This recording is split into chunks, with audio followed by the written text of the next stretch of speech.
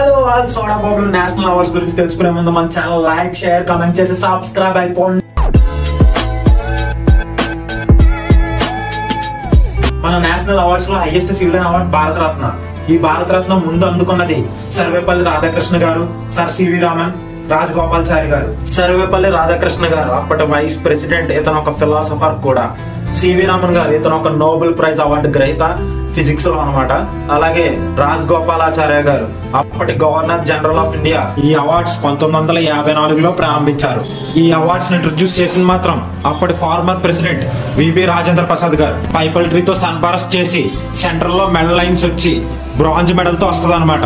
అదే భారతరత్న కొన్న స్పెషాలిటీ. ఈ అవార్డు బ్యాక్ సైడ్ సత్యమేవ జయతే అనే ఒక ఎంబ్లం ఉంటుంది. అలాగే దేవనాగరి స్క్రిప్ట్ లో రాసి ఉంటుంది. దేవనాగరి భాష మన ఏన్షియంట్ లాంగ్వేజ్. అలాగే మెడల్ లైన్ కి ఒక వైట్ రిబ్బన్ తో కట్టి ఉంటుంది.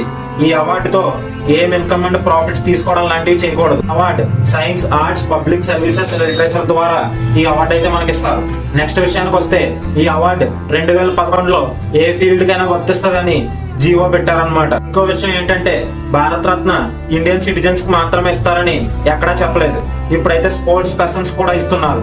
ఈ అవార్డు ఇయర్ కి 3 పర్సన్స్ కి మాత్రమే ఇస్తారు. అంటే 3 అవార్డులే అనమాట. భారతరత్న రికమెండ్ చేసేది ప్రైమ్ మినిస్టర్, అది అందజేసేది మాత్రం మన ప్రెసిడెంట్. భారతరత్న అవార్డు పైన ఒక కాంట్రవర్సీ ఉంది.